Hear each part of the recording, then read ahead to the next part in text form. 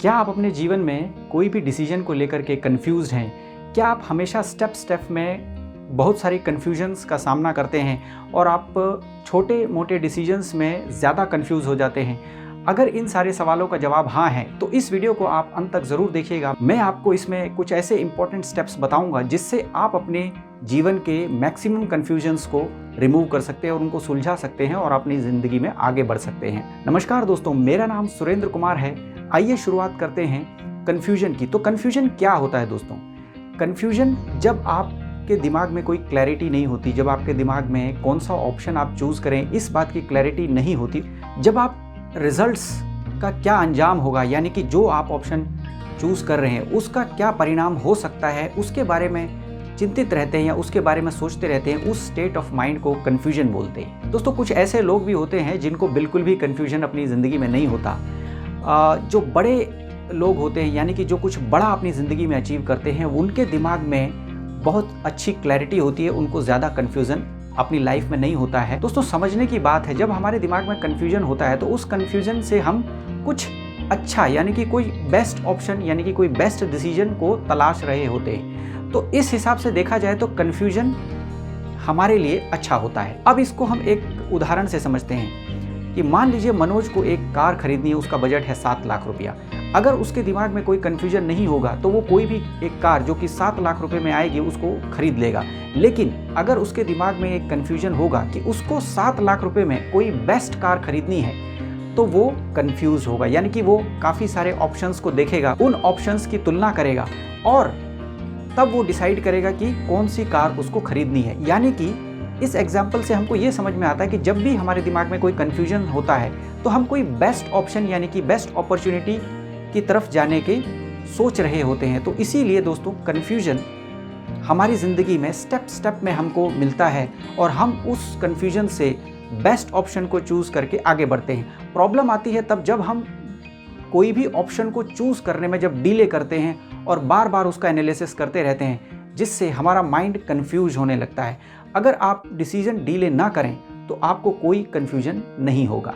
तो यानी कि कन्फ्यूजन हमारी ग्रोथ में, हमको अच्छा बनाने में, हमको और ऊपर सुपीरियर बनाने में हमको हेल्प करता है। इसके लिए दोस्तों, कन्फ्यूजन बुरा नहीं होता, कन्फ्यूजन अच्छा ही होता है। हालांकि आपको कन्फ्यूजन से जल्दी डिसीजन ले करके जो भी आपके पास ऑप्शंस अवेलेबल हैं आगे बढ़ जाना है। आइए आप समझते हैं कि कितने प्रकार के कन्फ्यूजन होते हैं। दोस्तों, 2 मेजर प्रकार के कन्फ्यूजन देखे जाते हैं। एक तो मेजर कन्फ्यूजन्स होते हैं और एक माइनर कन्फ्यूजन्स होते हैं। मेजर कन्फ्यूजन्स में यानी कि जब आप कन्फ्यूज़ होते हैं और वो बहुत इम्पॉर्टेंट डिसीजंस आपको लेने होते हैं, वो है आपके जॉब से रिलेटेड, आपके करियर से रिलेटेड, आपके रिलेशनशिप से रिलेटेड और आपके बिजनेस से रिलेटेड। माइनर कन्फ्यूजन्स में जो हम देखते हैं वो रोज़मर्रा के जो कन्फ्यूजन्स हमको होते हैं, जैसे कि आप कौन से कपड़े खरीदें, कौन से शूज़ खरीदें, कौन से टीवी खरीदें, कौन सा कार खरीदें, ये सब माइनर कन्फ्यूजन्स में आते हैं। ये आपकी लाइफ में उतने ज़्यादा मैटर नहीं करते। मेजर कन्फ्यूजन्स आपकी लाइफ में बहुत ज़्यादा मैटर करते हैं, क्योंकि उसी से आपकी कोर्स ऑफ लाइफ आगे डिसाइड होती है कि आपकी ज़िंदगी आगे कैसे चलेगी। ये सारे आपके जो मेजर डिसीजंस होते हैं उनसे आगे आपकी लाइफ डिसाइड होती है। आइए दोस्तों, समझते हैं कि कन्फ्यूजन होता क्यों है। देखिए दोस्तों, कन्फ्यूजन जब भी आप कोई भी डिसीजन को डिले करते हैं तब आपको कन्फ्यूजन बढ़ने लगता है।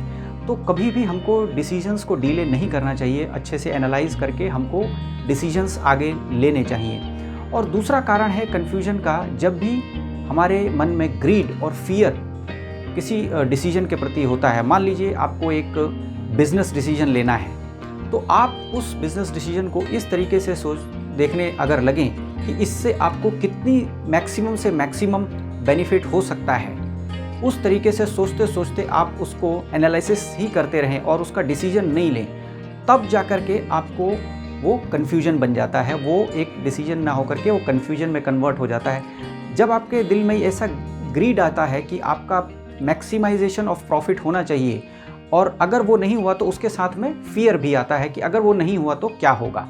तो दोस्तों, जब भी आपके दिल में कोई डिसीजंस के प्रति ग्रीड एंड फियर, ये दोनों साथ भी आ सकते हैं, एक सिचुएशन में अलग अलग भी हो सकते हैं। जैसे अगर हम इसको दूसरे एग्जांपल से समझें, मान लीजिए किसी को अपने मैरिज से रिलेटेड कोई डिसीजन लेना है कि उनको अपने लिए जो लड़का देख रहे हैं या लड़की देख रहे हैं वो कैसा होगा, तो इसमें एक फियर का फीलिंग आती है कि उनका फ्यूचर जो लाइफ पार्टनर है वो कैसा होगा।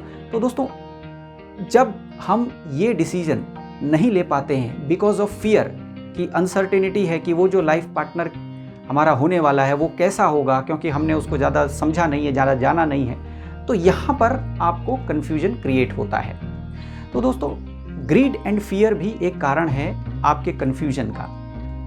दोस्तों, और एक कारण है हमारे मेजर डिसीजंस में मेजर कन्फ्यूजन्स होने का कि हमारे पास में एक क्लैरिटी ऑफ गोल्स और हमारे पास में एक पर्टिकुलर विजन नहीं होता है। अगर आपके पास में एक मेजर डिसीजंस लेने के लिए एक पर्टिकुलर गोल नहीं है, कोई विजन आपका नहीं है, तो आप पॉसिबिलिटी है कि ज़्यादा आप कंफ्यूज होंगे, क्योंकि आप उस पर्टिकुलर डिसीजन के लिए ये डिसाइड नहीं कर पाएंगे कि आपका वो डिसीज़न अच्छा होगा या ख़राब होगा, यानी कि अच्छा आपके लिए मैक्स प्रॉफिट देगा या आपके लिए गलत डिसीज़न होगा, यानी कि आपको लॉस करेगा। तो मेजर डिसीजंस में अगर आपके पास में विजन और गोल नहीं है तो ये कन्फ्यूजन आपके साथ में होगा ही होगा। अगर आपके पास में विजन और गोल है तो आप हर एक बिजनेस डिसीजन को, जो कि मेजर कन्फ्यूजन होते हैं, आप उसको अलाइन कर सकते हैं आपके गोल और विजन के साथ में। अगर वो डिसीजन आपके गोल की तरफ आपको ले जा रहा है, आपके विजन की तरफ आपको ले जा रहा है, तो ईजिली आप उसको डिसीजन ले सकते हैं। आप उसमें ज़्यादा कंफ्यूज नहीं होंगे। ऑप्शंस को एनालाइज करके इमीडिएटली आप इजीली डिसीजन ले सकते हैं। दोस्तों, और एक कारण है हमारे कन्फ्यूजन के बढ़ने का। जब भी हम मेजर डिसीजंस लेते हैं तो हम ऐसा कोशिश करते हैं कि हमारे जो डिसीजंस है वो ज़्यादा से ज़्यादा सेफ़ रहें। Safe in the context of, यानी कि जो हम चाह रहे हैं, हम जो उस डिसीजन से हमारी जो इच्छा है वो हमको मिले। तो उस तरीके से हम जब भी सोचने लगते हैं तो हम ये डिसाइड नहीं कर पाते हैं कि किस में हमारे को ज़्यादा सेफ्टी मिलेगी, किस ऑप्शन में जाने से हमको ज़्यादा सेफ्टी मिलेगी, जिससे कि हमारे डिसीजन सेफ़ और सिक्योर रहेंगे। लेकिन दोस्तों, ये हमको हमेशा याद रखना है कि फ्यूचर कभी भी अनसर्टेन रहता है। आप कितने भी एनालिसिस करके जो डिसीजंस लेते हैं उसमें कुछ ना कुछ अनसर्टेनिटी का पार्ट रहता ही है। इसलिए हमको मैक्सिमम जो हमारे पास में इंफॉर्मेशन अवेलेबल है उस पर्टिकुलर डिसीजन लेने के लिए, यानी कि कोई भी बिजनेस डिसीजन लेने के लिए, हमको वो एनालाइज करके इमीडिएटली वो डिसीजन लेकर के आगे बढ़ना चाहिए। तो दोस्तों, हमने ये तो समझ लिया कि कन्फ्यूजन क्या होता है, कितने प्रकार के मेजर कन्फ्यूजन्स होते हैं और क्यों कन्फ्यूजन आदमी को होता है। तो आइए समझते हैं कि कन्फ्यूजन को कैसे हम अपनी ज़िंदगी में ईजिली रिजॉल्व कर सकते हैं।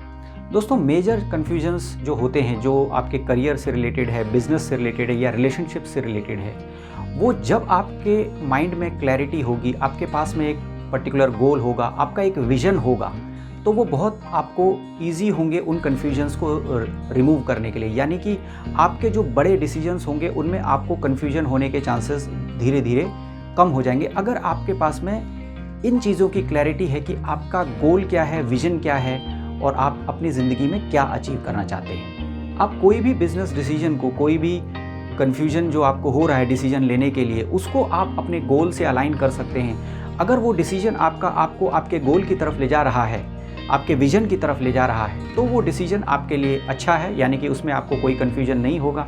और कोई भी ऐसा ऑप्शन जो आपको आपके गोल या विजन की तरफ नहीं ले जा रहा है, तो इसका मतलब है कि वो ऑप्शन आपके लिए अच्छा नहीं। तो कन्फ्यूजन यहाँ पे बिल्कुल ईजिली ख़त्म हो जाएगा।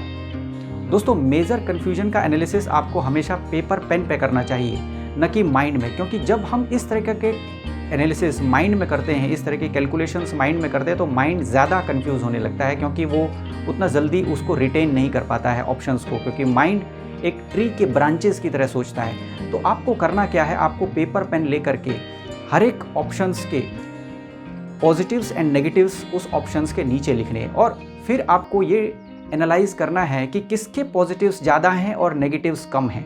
तो इस तरीके से आप पेपर पेन लेकर के एनालिसिस करके कोई भी ऑप्शन को चूज़ कर सकते हैं जब उस ऑप्शन में पॉजिटिव्स ज़्यादा, यानी कि उसमें आपको फ़ायदा ज़्यादा दिख रहा है और उसमें अनसर्टेनिटी यानी कि नुकसान उसमें आपको कम दिखाई दे रहा है। तो इस तरीके से जब आप एनालाइज करेंगे तो आप इजीली कोई भी कन्फ्यूजन को अपनी लाइफ से निकाल सकते हैं, अपनी लाइफ में रिजॉल्व कर सकते हैं। मैं बात कर रहा हूँ मेजर कन्फ्यूजन्स की, यानी कि जो डिसीजंस, जो कन्फ्यूजन आपके लाइफ से रिलेटेड, आपके करियर से रिलेटेड, आपके जॉब से रिलेटेड, आपके रिलेशनशिप से रिलेटेड होते हैं, मैं उनकी बात कर रहा हूँ। माइनर कन्फ्यूजन्स की मैंने इस वीडियो में बात नहीं करी है, क्योंकि वो एक बहुत छोटी चीज़ें हैं और मेरे हिसाब से एक बुद्धिमान व्यक्ति को उस पर ज़्यादा टाइम खर्चा नहीं करना चाहिए। जैसा कि आप जानते ही होंगे, मार्क ज़करबर्ग जो कि फेसबुक के फाउंडर एंड CEO हैं, उनका ड्रेस हमेशा एक ग्रे कलर का टी शर्ट रहता है। वो उसमें ज़्यादा टाइम ख़राब नहीं करते हैं कि वो किस कलर का कपड़ा पहने या किस तरीके के जूते पहने या किस तरीके का गेटअप वो रखें।